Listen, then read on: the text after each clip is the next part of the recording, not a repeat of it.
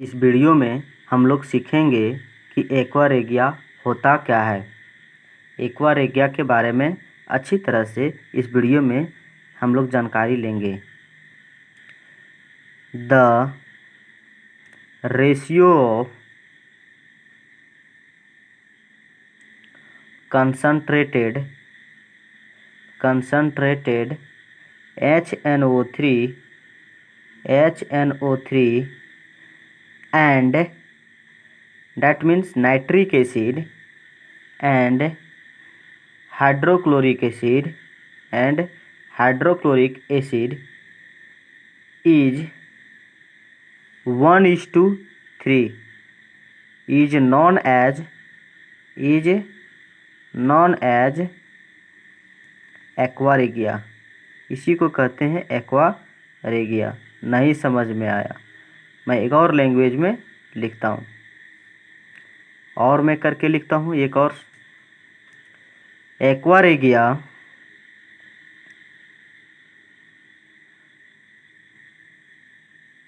is a freshly prepared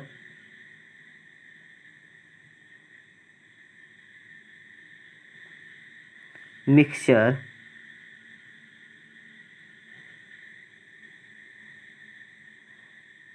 of 1 part of concentrated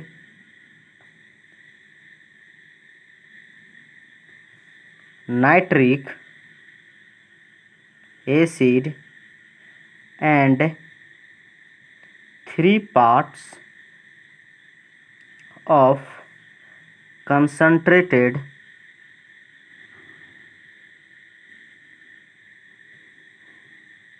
hydrochloric acid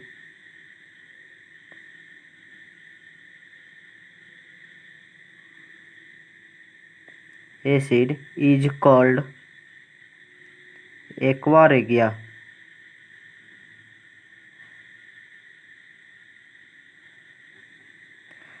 that means मैं एक example से समझता हूँ।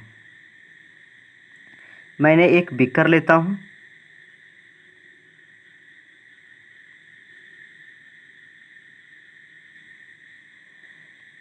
एक और बीकर लेता हूँ,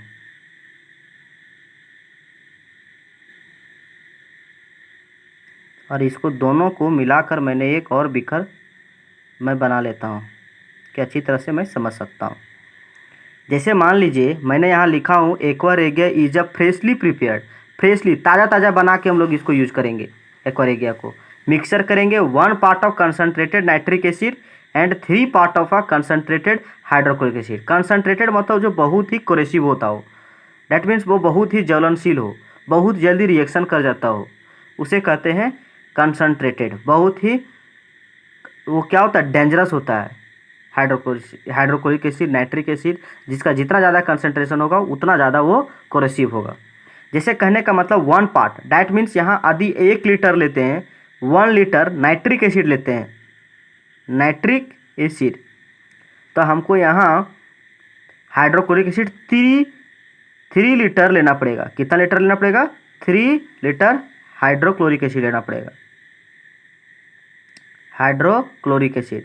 तब यहाँ क्या हो जाएगा 1:3, जिसका नाम होगा एक्वा रेगिया। क्या होगा? एक्वा रेगिया। यहाँ एक्वा रेगिया का फॉर्मेशन होगा। जैसे मान लीजिए कि और भी एग्जांपल ले सकते हैं कि यदि आप 2 लीटर लेते हैं नाइट्रिक एसिड, तो आपको हाइड्रोक्लोरिक एसिड 6 लीटर लेना पड़ेगा, तब 1:3 में आएगा। तब यहाँ 1:3 में आ जाएगा। इसी को कहते हैं कि यदि आप 1:3 रेशियो में हाइड्रोक्लोरिक एसिड और nitric acid, that means nitric acid और हाइड्रोक्लोरिक एसिड को 1:3 रेशियो में कर देते हैं, तो वह जो मिक्सर बनता है वो एक्वा रेगिया होता है। लेकिन यहाँ आपको ध्यान रखना है कि nitric acid HNO3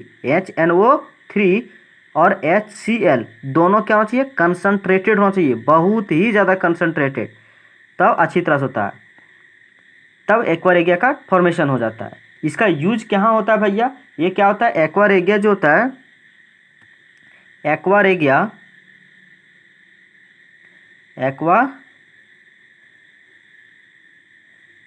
रेगिया is highly corrosive. That means corrosive मतलब होता है वो बहुत ही अधिक मेटल के साथ, मेटल को ये क्या करता है, थोड़ा कोरेसिव कर सकता है, मतलब क्षय कर सकता है, क्षय कर देगा, मतलब उसको नष्ट कर देगा, उसे रिएक्शन कर जाएगा, कोरेसिव कर देगा। डैट मीन्स उसको रिएक्शन हो जाएगा बहुत ही जल्दी। ये क्या करता है, एक्वा रेगिया का यूज होता है गोल्ड को पिघलाने में काम किया जाता है। इसको डिजॉल्व किया जाता है। जैसे लिख सकते हैं कि गोल्ड को उसमें डाल दिया जाता है तो वो साफ हो जाता है, या थोड़ा क्या हो जाता है, गोल्ड हो गया, जैसे प्लैटिनम हो गया, इसको धोया जाता है। जैसे एक्वा रेगिया लिख सकते हैं, aqua regia can dissolve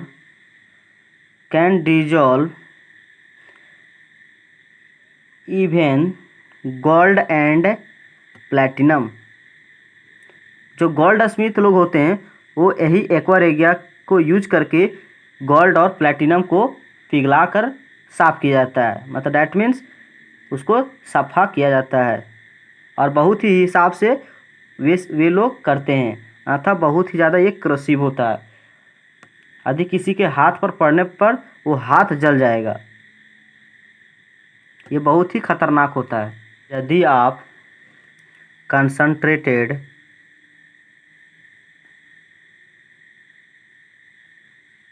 nitric acid,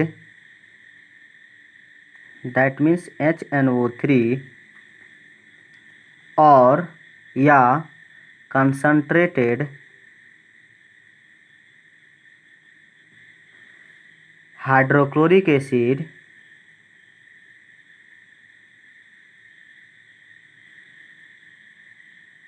that means HCl acid along cannot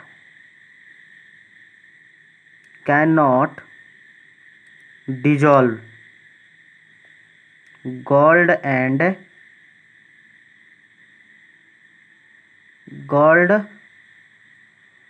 या प्लैटिनम